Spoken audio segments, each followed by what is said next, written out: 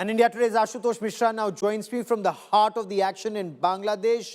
Ashutosh, what's the situation right now? There are reports of multiple protests, but is the security situation improving?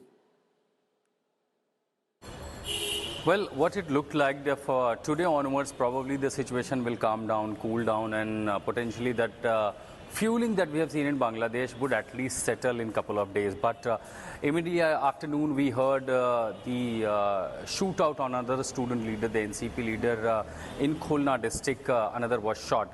He's struggling with life in the hospital where he's being treated. But at the same time, a lot of things that are raising question on the Yunus administration, particularly about the shootout that happened with the Hardy. Then we have the mob violence, then we have the mob lynching case of minorities and the lawlessness, the media being attacked. So all square, if you see, there are only protests happening. At press club outside, we have seen the religious group, the Hindu minorities group, were protesting, demanding justice for Dipu.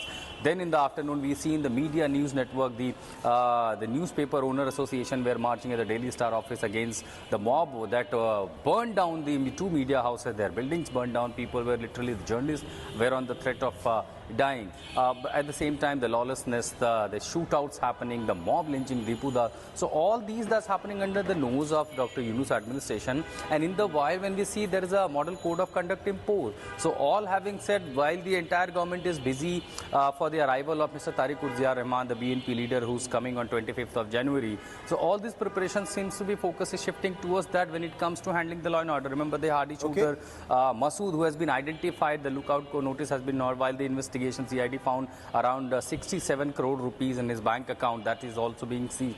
But all this having because said, apparently crores were transferred into that account and lakhs were moved around according to some reports. But explain this to me. You mentioned Dipu Das, the Hindu who was dragged out of the factory, beaten up, stripped, lynched, and then set on fire. Are his family members safe? Are Hindus and other minorities in Bangladesh feeling safe? Explain this rise of radical Islamism or radical Islamists in Bangladesh suddenly. Well, this morning I tried to go to the Memnilaka area that in the Voluka district. It was very risky. The area is known for the bastion for the several fundamentalist and radical elements. Eventually, those were the elements who lynched only for a rumor. Remember, even the police, the Voluka police, which is investigating the case, that they could not find any trace, any evidence, any statement that explains that if at all Dipu Das made several, or any such kind of statement, blasphemy statement. So the police is clueless. They have recorded a statement when I was there at the factory, right outside the factory.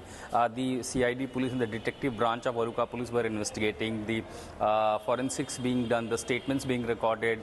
We also saw the place, literally, I have gone through where he was burned down, or he was hanged to a tree, he was burned down by the mob, and all the shops were open. They could see potentially, but when we tried to speak clearly, the fear was visible on people's face. In fact, I also tried to reach to the village of Dipu Das, but we were advised not to. So clearly, the family members are on back foot. The Hindu groups are demanding justice for Dipu Das. The family members, they remain in fear and trauma. One could imagine what could be the situation of a family who lost their loved one, who lost a son in a mob lynching case. So while the investigation begins, the government, all the machineries are condemning. But at the same time, so far arrest is concerned, 12 arrests have been made and more people are being identified through those videos that surface.